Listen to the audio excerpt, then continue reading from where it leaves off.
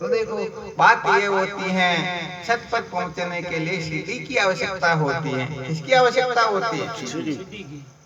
अध्यारोपवादाभ्याम निष्प्रपंचम प्रपंचयते। पंचदशीकार विद्यारण्य स्वामी जी महाराज पंचदशी के नाटक देव प्रकरण में लिखते हैं, बिना अध्यारोपवाद के न्याय के साधक को ठीक प्रकाशीय तत्व का साक्षात्कार होता ही। तो वास्तव में पांच कोश नाम की कोई वस्तु होती ही नहीं, फिर भी श्रुति स्मृति संत महापुरुषों ने कृपा करके पंचकोश का आरोप किया और उसके पश्चात उनका सम्यक प्रकार से अपवाद करवा करके तत्व का साक्षात्कार करवाने के लिए जिज्ञासु के लिए बड़ी कृपा की। तो ये एक प्रकार की शैली हुई, एक प्रकार का संशोधन हुआ। वरना ऐसा मत समझ लेना जैसे रस्सी में प्रत्येमान सर्प जो है उसका स्थूल शरीर जो है अन्नमय कोश कहलाता है, उसका सूक्ष्म शरीर जो है प्राणमय मनोमय विज्ञानमय कोश कहलाता, और उसका कारण शरीर जो है आनंदमय कोश कहलाता है। परंतु विचार करके देखा जाए तो रस्सी में तो सर्प होता ही नहीं। जब सर्प ही नहीं है तो फिर पंचकोश कहाँ से होंगे?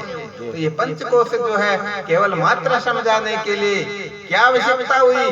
केवल मात्र इतनी ही आवश्यकता हुई कि ये जीव अनादि काल से घना दहाड़ानो ब्रह्म थयो जीवने एटले दे माणे पोते आपने ते सारू करे 84 लक्ष योनि ने परिपरि पामे जन्म मरण ने। ये जीवन आदि काल से अपने को देह समझ करके बैठा हुआ है, और इस देह में महत्व ममत्व करना, सत्यत्व प्रियत्व रमणीयत्व की बुद्धि होना ही समस्त दुखों का कारण होता है। देहात्म बुद्धि जम पापम न तद गोवद कोटि आत्मा अहम बुद्धि पुण्यम न भूतो न भविष्यति। अर्थात इस देह को मैं मेरा मानना सबसे बड़ा पाप होता है। तो श्रुति संत महापुरुषों ने कृपा करके एक तरीका निकाला, एक युक्ति निकाली, किस प्रकार से इनको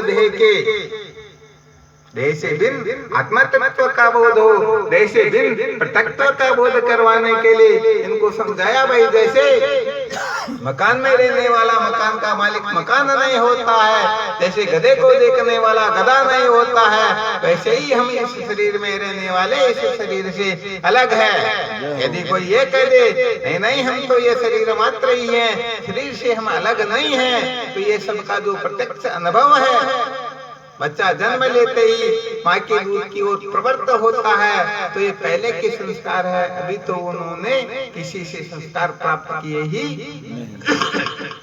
यदि कोई इस शरीर को आत्मा समझ करके बैठ जाता है तो उनके सामने दो दोष उपस्थित हो जाते हैं। उनको कहते हैं एकताव्यागम दोष और कृत प्रणाश दोष।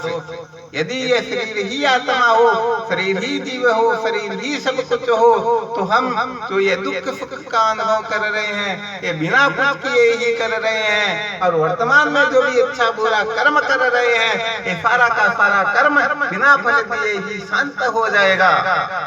तो इस युक्ति से फिर सिद्ध होता है कि हम वास्तव में शरीर नहीं है, बल्कि शरीर से अलग है। ऐसा समझ लेना चाहिए। तो अपने को इस शरीर से पृथक अनुभव कर लेते हैं, वह भी सचमुच में बहुत बड़े बड़े दुखों से मुक्त हो जाते हैं। तो जो श्रुति युक्ति अनुभूति से अपने आत्म तत्व का वास्तविक स्वरूप इसे परम तत्व कहते हैं, उनका ठीक ठीक बोध प्राप्त कर ले तो उनकी तो बात ही क्या है। तो सर्वप्रथम हम थोड़ा ये अन्वय कोश जो है इससे ही थोड़ी चर्चा प्रारंभ करते हैं, ताकि पता चल जाए।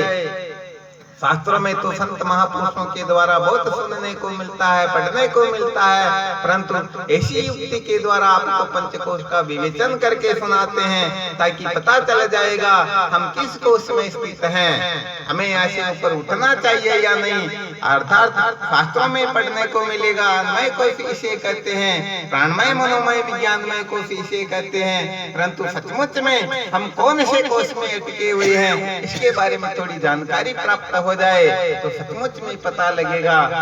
क्योंकि होता ये है बहुत जल्दी ब्रह्म विद्या में, वेदांत विचार में ये जो थोड़ी जल्दी होती है ना, ये जल्दी भी कभी कभी बहुत बड़ा नुकसान कर देती है। हम दो चार बातें सुन करके समझ लेते हम तो ब्रह्म ज्ञानी हो गए, हमें तो ब्रह्म साक्षात्कार हो गया। अरे श्रुति माता का कथन है, यदि मन में शेषु वेदेति ब्रह्मैवापि नूनम, यदि तुम समझते हो मैंने ब्रह्मत्व का साक्षात्कार कर लिया, अभी तक तो तुमने छोटी सी वस्तु को जाना है।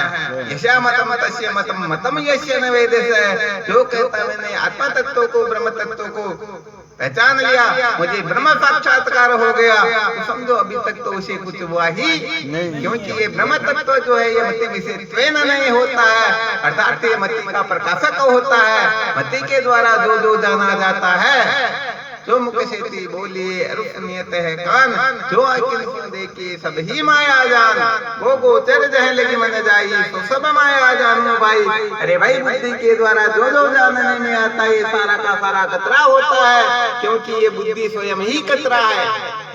जैसे माता पिता के जन्म को पुत्र नहीं जान पाता है, ऐसे ही ये बेचारी बुद्धि जो है ये तो उत्पन्न होती रहती है। तो इस बुद्धि से उत्पन्न होने वाली वस्तु के पश्चात जो है उसको तो ये जान लेगी, परंतु बुद्धि से पहले क्या था ये बात ये जान सकती क्या?